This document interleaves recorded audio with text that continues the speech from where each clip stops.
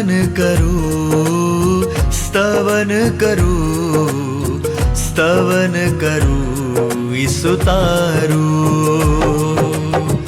વચન સુણીને ગ્રહણ કરું સહુ, તેને પંથે ચાલું.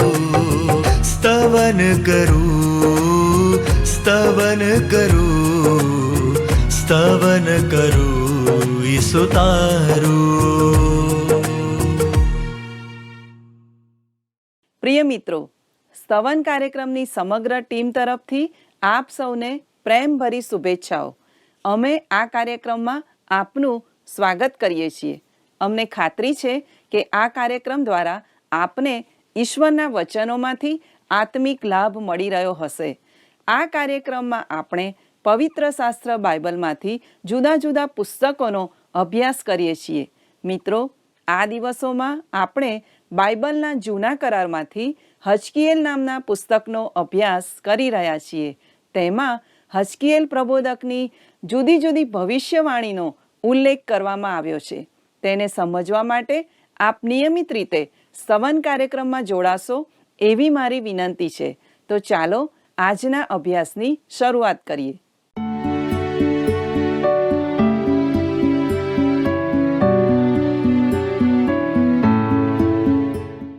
પ્રિય મિત્રો, આપણા પ્રભુ ઈસુ ખ્રિસ્તના નામમાં આપ સૌને મારી પ્રેમભરી શુભેચ્છાઓ. તમને યાદ હશે કે આપણે હાલમાં હજકીએલના પુસ્તકનો અભ્યાસ કરી રહ્યા છીએ. આજે આપણે 9 અને 10 અધ્યાયનો અભ્યાસ કરીશું. ચાલો આપણે અભ્યાસમાં આગળ વધીએ. આજનો વિષય છે ઈશ્વરનું ગૌરવ અથવા મહિમા મંદિર છોડવાની તૈયારી કરે છે. ઈશ્વરનું ગૌરવ પવિત્ર સ્થાનને ભરી દે છે અને ઈશ્વરનું ગૌરવ વિદાય લે છે. 9મા અધ્યાયમાં ઈશ્વરનો મહિમા યરૂશાલેમના મંદિરને છોડવાની તૈયારી કરે છે. મારું માનવું છે કે મનાસા રાજાના સમયથી મહિમાનું આવવું અને જવું ચાલુ હતું. ઈશ્વર દયાળુ છે. તેઓ ક્રોધાવેશમાં લોકોને છોડી દેતા નથી. ઈશ્વર ધીરજવાન છે અને તેઓ કોઈનો નાશ થાય તેવી ઈચ્છા ધરાવતા નથી. આવો મિત્રો, આપણે હજકીએલ 9, 2 અને 3 વાંચીએ. ત્યારે જુઓ, 6 માણસ પોતપોતાનું સંહારક શસ્ત્ર હાથમાં લઈને ઉત્તર તરફ આવેલા ઉપલા દરવાજાને રસ્તેથી આવ્યા અને તેઓની વચ્ચે શણના વસ્ત્ર પહેરીને એક માણસ ઊભો હતો. તેની કમરે લહિયાનો શાહીનો ખડિયો લટકાવેલો હતો. તેઓ અંદર જઈને પિત્તળની વેદી પાસે ઊભા રહ્યા. પછી ઇસ્રાયેલના દેવનું ગૌરવ કે જે કરૂબ ઉપર હતું તે ત્યાંથી ઉપડીને મંદિરના ઉમરા આગળ ગયું અને તેણે પેલો શણના વસ્ત્ર પહેરેલો માણસ કે જેની કમરે લહિયાનો શાહીનો ખડિયો લટકાવેલો હતો તેને બોલાવ્યો. મિત્રો, અહીં લખ્યું છે 6 માણસો ઉપલા દરવાજાના રસ્તેથી આવ્યા. આ 6 માણસો દૂતો છે. જ્યારે પ્રભુ ઈસુ ખ્રિસ્ત પોતાની કન્યારૂપી મંડળીને જગતમાંથી ઉચકી લઈ જશે ત્યારે તેમની સાથે કોઈ દેવદૂત નહીં હોય, પરંતુ જ્યારે તેઓ ફરીથી પૃથ્વી પર પોતાનું રાજ્ય સ્થાપિત કરવા આવશે ત્યારે તે પોતાના દૂતોને મોકલશે. માથી 13 અને 41માં આપણે વાંચીએ છીએ, માણસનો દીકરો પોતાના દૂતોને મોકલશે અને તેઓ ઠોકર ખવડાવનારી બધી વસ્તુઓને તથા ભૂંડું કરનારાઓને તેના રાજ્યમાંથી એકત્ર કરશે. અને પછી માથી 16 અને 27માં કહે છે, કેમ કે માણસનો દીકરો પોતાના બાપના મહિમાએ પોતાના દૂતો સુદ્ધા આવશે ત્યારે તે પ્રત્યેકને તેના કામ પ્રમાણે બદલો ભરી આપશે. એ જ રીતે સંત પાઉલ બીજો થેસલોનિકી 1:7 અને 8માં લખે છે, અને જ્યારે પ્રભુ ઈસુ સ્વર્ગમાંથી પોતાના પરાક્રમી દૂતો સાથે અગ્નિની જ્વાળામાં પ્રગટ થશે ત્યારે તે તમો દુઃખ સહન કરનારાઓને અમારી સાથે વિસામો આપે. તે વેળા જેઓ દેવને ઓળખતા નથી ને જેઓ આપણા પ્રભુ ઈસુ ખ્રિસ્તની સુવાર્તા માનતા નથી તેઓને તે સજા કરશે. મિત્રો, પ્રકટીકરણના 3 અધ્યાય પછી મંડળીનો વારંવાર ઉલ્લેખ થયો નથી.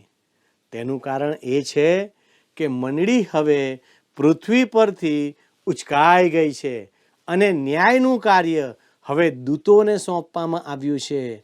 અને ઈસરાયેલના ઈશ્વરનું ગૌરવ જે કરુબ પર હતું તે ત્યાંથી મંદિરના ઉમરા આગળ ગયું, એટલે કે તે પવિત્ર સ્થાન પરથી ઈશ્વરનું ગૌરવ જતું રહ્યું. કરુબો દયાસન ઉપર હતા. આ તે જગ્યા છે જ્યાં ઈશ્વરનો મહિમા રહેતો હતો, પરંતુ હવે તે જતો રહે છે. ઈશ્વરનું ગૌરવ એ ઈશ્વરની હાજરીનું પ્રતીક હતું અને તે હવે દૂર થઈ રહ્યું છે, એટલે કે ઈશ્વરની હાજરી હવે રહી નથી. હજકીએલ 9:4 જણાવે છે, યહોવાએ તેને કહ્યું કે નગરમાં એટલે યરૂશાલેમમાં સર્વત્ર ફરીને જે માણસો તેમાં તથા સર્વ ધિક્કારપાત્ર કૃત્યોને લીધે નિશાસા નાખતા હોય તથા રડતા હોય તેઓના કપાળ પર ચિહ્ન કર. ઈશ્વરે કહ્યું છે, જે માણસો પ્રતિમાઓને શોધી રહ્યા છે તેમને શોધી કાઢો, હું તેમનો ન્યાય કરીશ. પરંતુ આ સહાયનો ખડિયો લટકાવેલો માણસ તે એવા લોકોના કપાળ પર ચિહ્ન કરે છે જેઓ ધિક્કાર પાત્ર કૃત્યોને લીધે નિશાસા નાખે છે અને રડે છે. આ બાકીના કે શેષ સંતાનો છે જેમને ઈશ્વર યરૂશાલેમ શહેરમાં બચાવશે.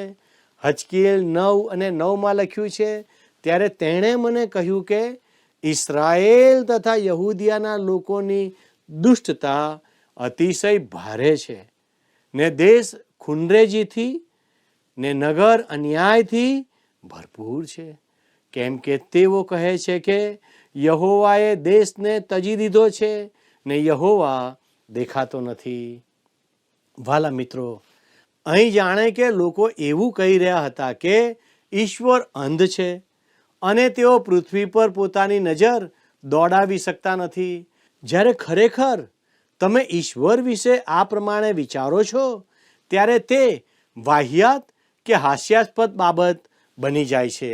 મારા મિત્રો, ફક્ત એટલા માટે કે તમે ઈશ્વરને જોયા નથી અને તેમની હાજરીનો કોઈ પુરાવો જોયો નથી, પણ તેથી એવું પુરવાર થતું નથી ઈશ્વર અસ્તિત્વ ધરાવતા નથી. જો કોઈ માણસનો ઈશ્વર સાથે કોઈ ગાઢ સંબંધ નથી તો તેનો અર્થ એ નથી કે ઈશ્વર અસ્તિત્વમાં નથી. ઈસરાયેલના લોકો એવું કહેવાનો પ્રયાસ કરી રહ્યા હતા કે ઈશ્વરે પૃથ્વીને તરછોડી દીધી છે. શા માટે? કારણ કે તેઓએ ઈશ્વરનો ત્યાગ કર્યો હતો. હજકીએલ 9:10 લખ્યું છે, મારી આંખ તો દરગુજર કરશે નહીં ને હું દયા રાખીશ નહીં, પણ તેમને તેમના કૃત્યોનો બદલો આપીશ. નબુખાદનેસ્સારના હાથે યરૂશાલેમનો વિનાશ અને મંદિરને બાળી નાખવું એ ભયાનક બાબતો હતી, પણ ઈશ્વરે કહ્યું છે કે હું તેમને તેમના કૃત્યોનો બદલો આપીશ. મારા મિત્રો, ઈશ્વર દરેક બાબતોનું સંચાલન કરી રહ્યા છે. જો તમે ઈચ્છો તો તમે ઈશ્વરની આજ્ઞાઓનો વિરોધ કરી શકો છો, પરંતુ હું તમને કહી શકું છું કે ઈશ્વરનો રથ વિજયી રીતે સવારી કરી રહ્યો છે અને જો તમે તેના માર્ગમાં સાથે રહીને ઊભા રહો છો તો ઈશ્વર તમારા પર દયા કરશે.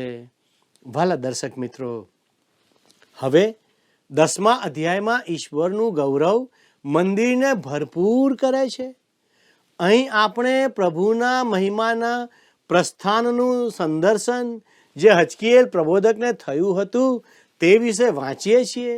ઈશ્વરનો આત્મા હજકીએલને અલૌકિક રીતે યરૂશાલેમ લઈ જાય છે, જેથી તે યરૂશાલેમની હાલતને જોઈને પાછા આવીને તેઓ બાબિલના બંદીવાસમાં હતા તે લોકોને જાણ કરી શકે. જુઠ્ઠા પ્રબોધકો દ્વારા તેમને કહેવામાં આવ્યું હતું કે યરૂશાલેમમાં બધું બરાબર છે અને તેઓ ટૂંક સમયમાં મુક્તિ પામીને ત્યાં પાછા ફરશે. તેઓ તેમને ગેરમાર્ગે દોરી રહ્યા હતા. હજકીએલ પ્રબોધક પાછો જઈને તેમને કહી શકશે કે ઈશ્વર શા માટે શહેરનો નાશ કરવાના છે અને શા માટે તેમનો ન્યાય કરવાના છે. આપણે અધ્યાય 8માં જોયું કે યરૂશાલેમના લોકોના જીવનમાં પાપ હતું. તેના પૂરતા પુરાવા હતા.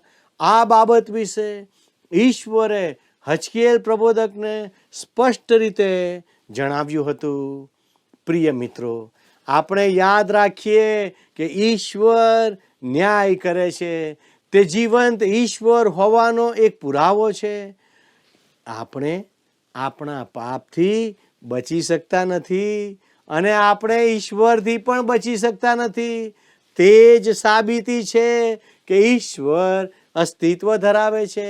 હજકીએલ પ્રબોધકે જે પૈડાની અંદર પૈડા જોયા તે ઈશ્વરના પરાક્રમ વિશે વાત કરે છે, કારણ કે તે માણસોના કાર્યોમાં આગળ વધે છે અથવા તે માણસોના જીવનમાં દખલ કરે છે. પ્રભુનો મહિમા કરુબોની ઉપર હતો. તે મંદિરના પરમ પવિત્ર સ્થાનમાં કરુબોની વચ્ચે હતો. ઇઝરાયેલ પ્રજા પાસે એવું કંઈક હતું જે બીજી કોઈ પ્રજા પાસે નહોતું અને ખરેખર તે આજે પણ મંડળીની પાસે નથી. તે છે ઈશ્વરની દ્રશ્ય હાજરી. રોમનોને પત્રના 9મા અધ્યાયમાં સંત પાઉલ ઇઝરાયેલ પ્રજાની ઓળખના 8 ચિહ્નો અથવા મુદ્દાઓની યાદી આપે છે જે ઇઝરાયેલ પ્રજા માટે અનન્ય હતા અને તેમાંથી એક ઈશ્વરનો મહિમા હતો. આ લોકો પાસે ઈશ્વરનો મહિમા હતો. ઈશ્વરની દ્રશ્યમાન હાજરી હતી. તે હજકીએલે 1 અધ્યાયમાં તેના દર્શનમાં જોયું હતું. તે મહિમા પાછલા અધ્યાયમાં જ વિદાય લેવાનું શરૂ કરી ચૂક્યો હતો અને હવે પણ વિદાય લેવાનું ચાલુ રાખશે. તે મંદિરમાંથી બહાર નીકળીને તેના પર ફરતો રહ્યો. હજકીએલ 10:1 અને 2 આપણે વાંચીએ. ત્યાર પછી મેં જોયું તો જુઓ, કરુબોના માથા પર જે ઘુમ્મટ હતો તેમાં તેમના પર ઊંચે નીલમણિ જેવું કંઈ દેખાયું ને તેનો આકાર રાજ્યાસન જેવો દેખાતો હતો. તેણે શણના વસ્ત્ર પહેરેલા માણસને કહ્યું કે ફર્યા કરતા પૈડાની વચમાં એટલે કરુબ તળે પેસ ને કરુબોની વચ્ચેથી ખોબો ભરીને અગ્નિના અંગારા લે ને તેને નગર પર વેર અને મારા દેખતા તે અંદર બેઠો. શણના વસ્ત્રો પહેરેલા માણસે વેદી પરથી લીધેલા અગ્નિના અંગારાને નગર પર નાખી દેવાના છે. બલિદાનનું લોહી વેદી પરથી લઈ દયાસન પર મૂકવામાં આવ્યું હતું. આ અગ્નિના અંગારા ન્યાય શાસનની વાત કરે છે. લોકોએ ઈશ્વરની કૃપા, દયા અને છુટકારાનો ઇનકાર કર્યો હતો. હવે તેઓએ ઈશ્વરની શિક્ષા ભોગવવી પડશે. વાલા મિત્રો, ઈશ્વરે પોતાના પુત્રને મોકલ્યો કારણ કે તેઓ તેમને પ્રેમ કરે છે, કારણ કે તેઓ પવિત્ર છે. તેમણે તમારા અને મારા પાપનો દંડ ચૂકવવો પડ્યો. તેમને વધસ્તંભ પર મરણ પામવું પડ્યું. પ્રભુ ઈસુ ખ્રિસ્ત આપણું પ્રાયશ્ચિત છે. તેઓ આપણા પાપો માટે દયાસન છે. ફક્ત આપણા માટે જ નહીં, પરંતુ સમગ્ર સંસારના પાપો માટે એક દયાસન છે જ્યાં તમે આવી શકો છો. પરંતુ જો તમે તેનો અસ્વીકાર કરો છો તો ઈશ્વરનું ન્યાય શાસન તમારા પર આવશે જ. પ્રભુ ઈસુ ખ્રિસ્તે તમારા વતી પાપની સજા ભોગવી અને તેવો જ એક માર્ગ છે જેના દ્વારા ઈશ્વર તમને માફ કરે છે. આપણે પાપી છીએ અને ઈશ્વરની વિરુદ્ધ બળવો કરીએ છીએ. આપણે ઉદ્ધાર પામેલા છીએ તો પણ આપણે સંપૂર્ણ શુદ્ધ નથી. હવે યરૂશાલેમ શહેર પર ન્યાય શાસન આવવાનું છે, જે શહેર પૃથ્વીનું કેન્દ્ર છે. ઈશ્વર કહે છે કે તે 1000 વર્ષના રાજ્યનું કેન્દ્ર હશે અને તે પૃથ્વીનું શાશ્વત કેન્દ્ર હશે. તે આજે પૃથ્વીની ટોચ પર સ્થાવર મિલકતનો સૌથી સંવેદનશીલ ભાગ છે. કોઈએ તેને આ રીતે કહ્યું છે, પેલેસ્ટાઈન ઇબ્રાહિમના સમયમાં પૃથ્વીનું ચેતા કેન્દ્ર બન્યું. પાછળથી મૂસા અને પ્રબોધકોને કારણે આ દેશ સત્ય કેન્દ્ર બન્યો. અંતે તે ઈસુ ખ્રિસ્તના પ્રગટ થવાથી ઉદ્ધારનું મુખ્ય કેન્દ્ર બન્યું. કેટલું સરસ! પરંતુ પ્રભુ ઈસુ ખ્રિસ્તના અસ્વીકારને કારણે આ શહેર તોફાનનું કેન્દ્ર બન્યું. પણ બાઇબલ આગાહી કરે છે કે તે મસીહાના રાજ્ય હેઠળ શાંતિનું કેન્દ્ર બનશે અને તે એક નવી સૃષ્ટિમાં મહિમાનું કેન્દ્ર હશે, જેનો આપણને હજુ અનુભવ થયો નથી. આપણે હજકીએલના દર્શન દ્વારા તે શહેરમાંથી ઈશ્વરના ગૌરવની વિદાય લેતા જોઈ રહ્યા છીએ. પરંતુ આ શહેર માટે ઈશ્વરનો અનંતકાલિક હેતુ રહેલો છે. હજકીએલ 10:4 જણાવે છે, પછી યહોવાનું ગૌરવ કરૂબ ઉપરથી ઉપડીને મંદિરના ઉમરા ઉપર થંભ્યું અને મંદિર વાદળાથી ભરાઈ ગયું ને ચોક યહોવાના ગૌરવના પ્રકાશથી ભરપૂર હતો. ઈશ્વરનો મહિમા પરમ પવિત્ર સ્થાનમાં રહેતો હતો, જે આ લોકો માટે ઈશ્વરની તરફ આવવા માટેનું સ્થળ હતું. જો કે હવે આ મહિમા પવિત્ર સ્થાનને કરુબોની વચ્ચે છોડીને મંદિરની ટોચ પર આવે છે, તે જોવા માટે કે લોકો ઈશ્વરની તરફ પસ્તાવો કરીને પાછા ફરે છે કે નહીં. હવે હજકીએલ 10:5-8 કલમ વાંચીએ. કરુબોની પાંખોનો અવાજ બહારના આંગણા સુધી સર્વશક્તિમાન દેવના બોલવાના અવાજ જેવો સંભળાતો હતો.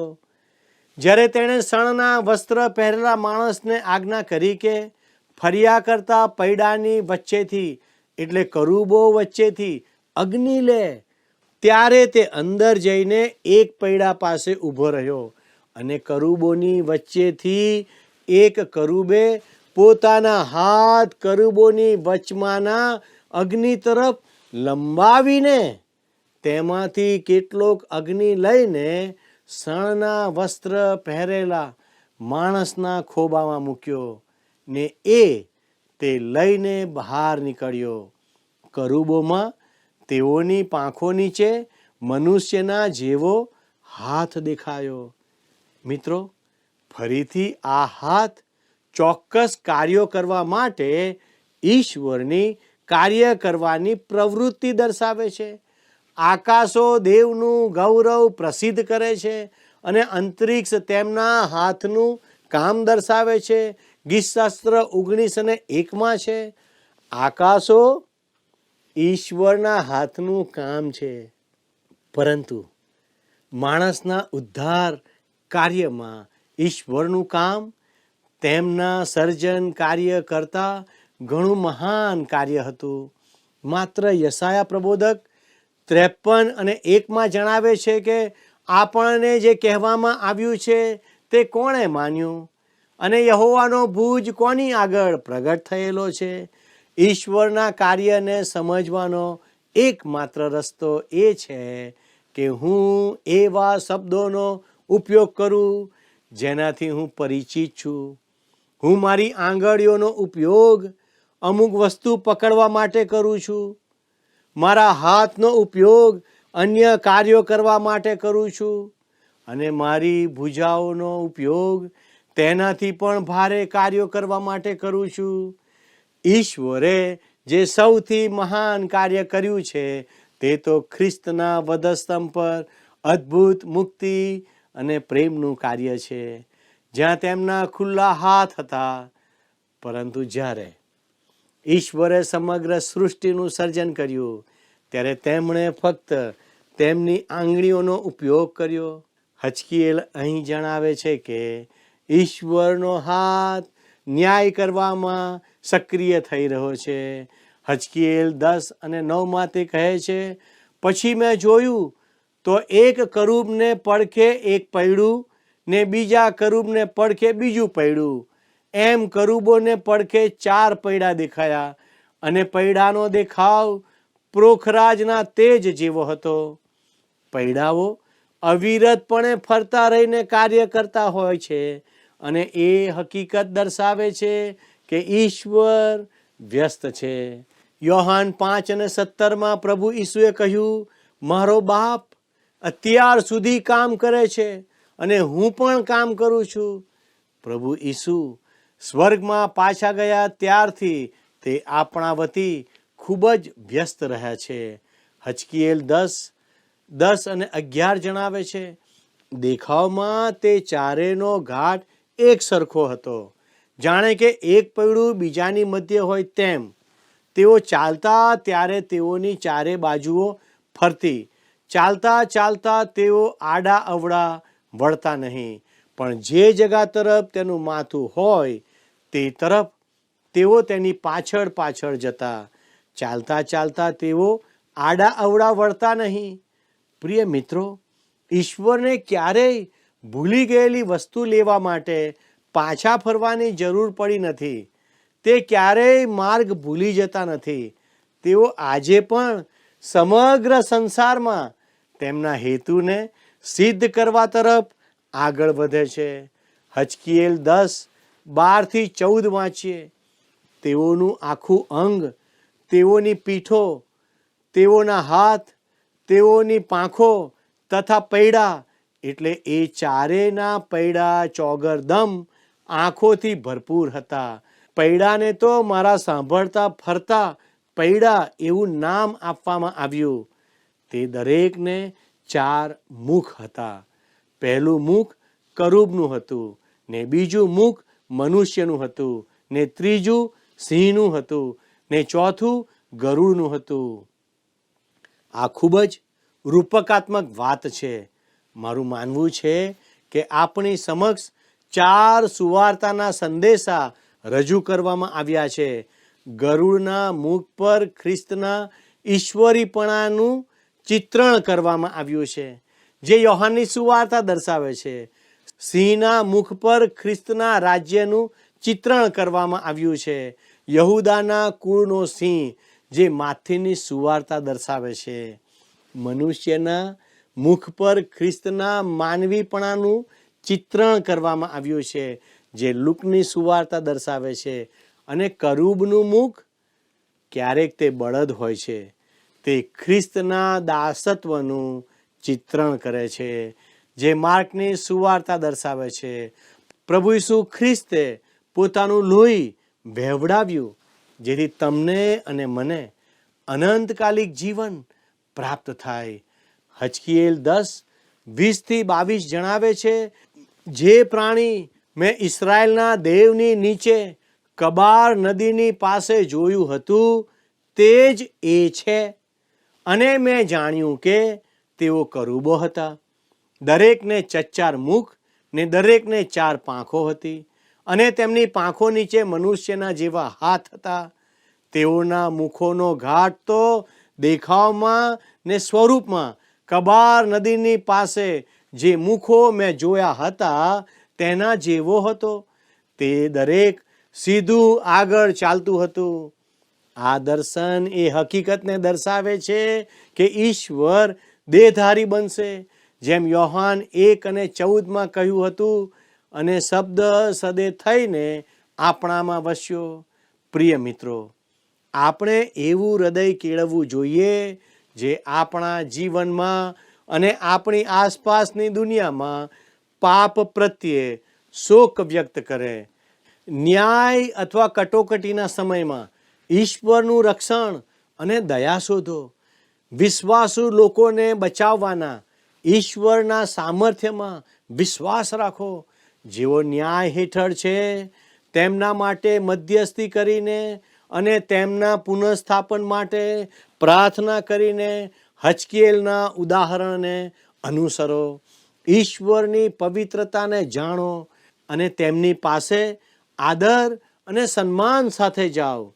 યાદ રાખો કે ઈશ્વરની હાજરીમાં પાપ રહી શકતું નથી. પ્રિય મિત્રો, નિયમિતપણે તમારા જીવનની પરીક્ષા કરો કે કઈ બાબતો ઈશ્વર સાથેના તમારા સંબંધને અવરોધી શકે છે. શું તમે એ વિચારવા માટે સમય કાઢશો? આજે ચોક્કસ સમય છે. ઈશ્વર આપને તે પ્રમાણે કરવા સહાય કરો.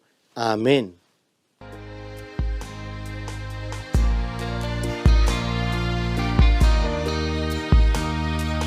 તારું વચન મારા માર્ગને સારું છે અજવાળું.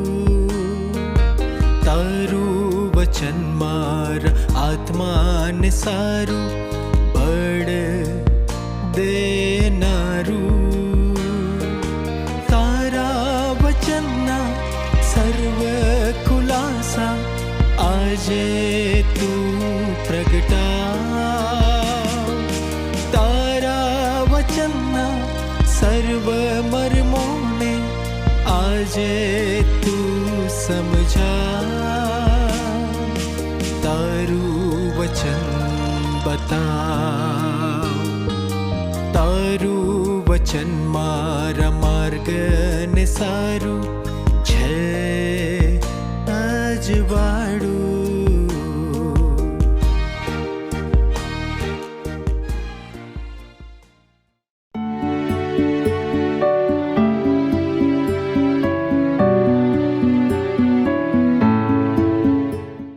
વાલા મિત્રો, આજના અભ્યાસમાં આપણે જોયું કે હજકીએલ યાજક હોવા છતાં પણ તે ઈશ્વરના વચનોની વહેંચણી અને પ્રબોધવાણી કરતો હતો.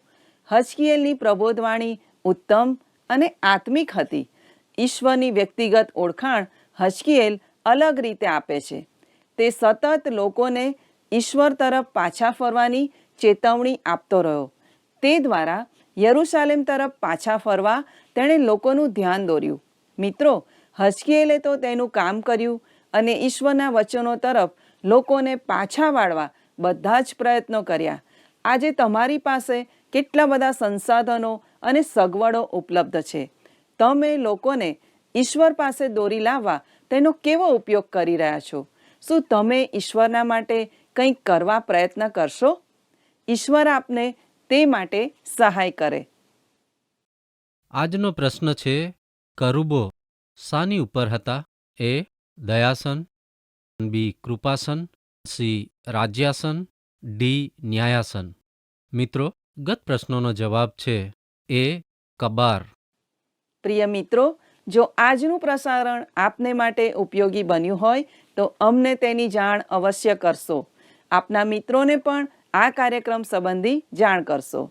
અમારી સાથે જોડાયેલા રહેશો અને આપના પ્રતિભાવો અમને અવશ્ય જણાવશો.